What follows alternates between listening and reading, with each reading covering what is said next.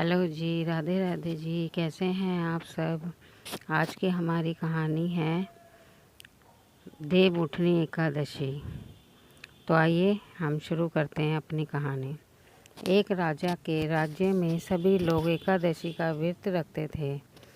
प्रजा तथा नौकर चाकरों से लेकर पशुओं तक एकादशी के दिन अन्न नहीं दिया जाता था। एक दिन किसी दूसरे राज्य का एक व्यक्ति राज्य के पास आकर बोला, महाराज कृपा करके मुझे नौकरी पर रख लें।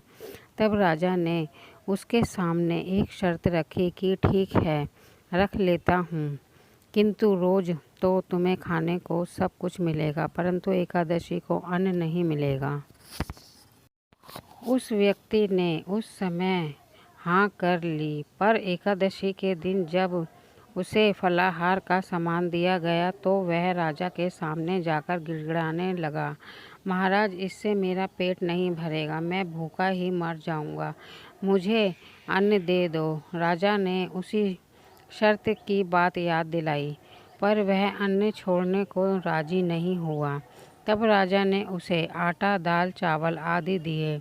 वह नृत्य की तरह नदी पर पहुंचा और स्नान कर कर भोजन पकाने लगा। जब भोजन बन गया तो वह भगवान को बुलाने लगा, आओ भगवान, भोजन कर तैयार है।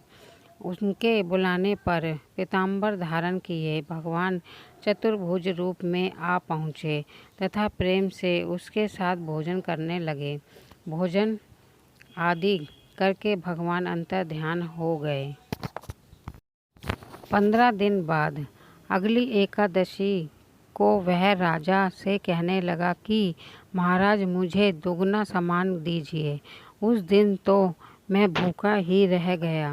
राजा ने कारण पूछा तो उसने बताया कि हमारे साथ भगवान भी खाते हैं, इसीलिए हम दोनों के लिए यह सामान पूरा नहीं होता। यह सुनकर राजा को बड़ा आश्चर्य हुआ। वह बोला, मैं नहीं मान सकता कि भगवान तुम्हारे साथ खाते हैं।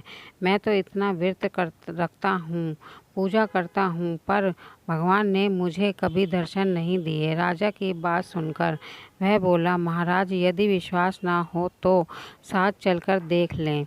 राजा एक पेड़ के पीछे छिपकर बैठ गया। उस व्यक्ति ने भोजन बनाया तथा भगवान को शाम तक पुकारता रहा, परंतु भगवान न आए। अंत में उसने कहा, हे भगवान, यदि आप नहीं आए तो मैं नदी में कूदकर प्राण त्याग दूंगा। लेकिन भगवान नहीं आए। तब वह प्राण त्यागने के उद्देश्य से नदी की तरफ बढ़ा। प्राण त्यागने का उसका दृढ़ इरादा जान शीघ्र ही भगवान ने प्रकट होकर उसे रोक लिया और साथ में बैठकर भोजन करने लगे। खा पीकर वह उसे अपने विमान में बिठाकर अपने धाम ले गए।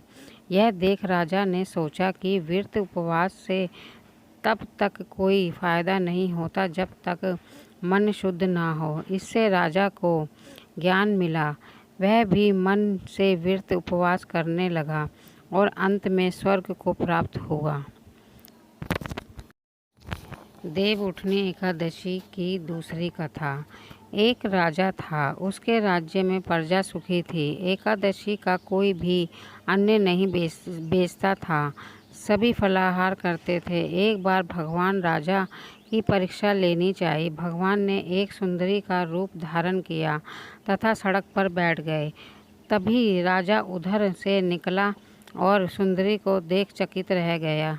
उसने पूछा कि हे सुंदरी, तुम कौन हो और इस तरह यहाँ क्यों बैठी हो। तब सुंदरी स्त्री बने भगवान बोले, मैं निरक्षिता हूँ, नगर में मेरा कोई जाना पहचाना नहीं है, किससे सहायता मांगूं। राजा उसके रूप पर मोहित हो गया था। वह बोला, तुम मेरे महल में चलकर मेरी रानी बनकर रहो।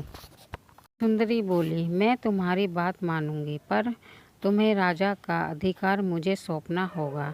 राज्य पर मेरा पूर्ण अधिकार होगा। मैं जो भी बनूंगी, मांगूंगी, तुम्हें बनाऊंगी, तुम्हें खाना होगा। राजा उसके रूप पर मोहित था। अंत उसकी सभी बातें स्वीकार कर ली। अगले दिन एकादशी थी। राजा ने हुक्म दिया कि बाजारों में अन्य दिनों की तरह अन्न बेचा जाए। उसने घर में मांस मछली आदि पकवाए तथा परोस कर राजा से खाने के लिए कहा। यह देखकर राजा बोला, रानी आज एकादशी है, मैं तो केवल फलाहार ही करूँगा। तब रानी ने शर्त की याद दिलाई और बोली, या तो खाना खाओ, नहीं तो मैं बड़े राजकुमार का सिर काट दूंगी। राजा ने अपनी स्थिति बड़ी रानी से कही तो बड़ी रानी बोली, महाराज धर्म ना छोड़ें, बड़े राजकुमार का सिर दे दें। पुत्र तो फिर मिल जाएगा पर धर्म नहीं मिलेगा। इसी दौरान बड़ा राजकुमार खेलकर आ गया। माँ की आंखों में आंसू देखकर वह रोने का कारण पूछने लगा तो माँ ने उसे सारी वस्तुस्थिति बता दी। तब वह बोला, मैं सिर देने के लिए तैयार हूँ। पिताजी के धर्म की रक्षा होगी, जरूर होगी।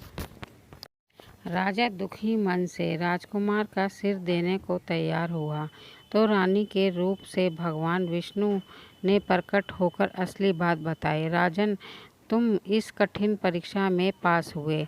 भगवान ने प्रसन्न मन से राजा से वर मांगने को कहा तो राजा बोला, आपका दिया सब कुछ है, हमारा उद्धार करें। उसी समय वहाँ एक विमान उतरा।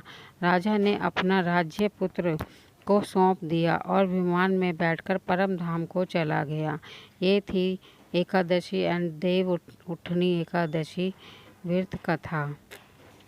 तो आपको मेरी जानकारी कैसी लगी? अच्छी लगी हो तो मेरे चैनल को सब्सक्राइब करें, लाइक करें एंड शेयर करें ताकि आपके साथ साथ ये जानकारी दूसरों को भी मिल सके। धन्यवाद। भगवान विष्णु आपका भला करें और आपकी सब मनोकामनाएं पूर्ण करें। धन्यवाद।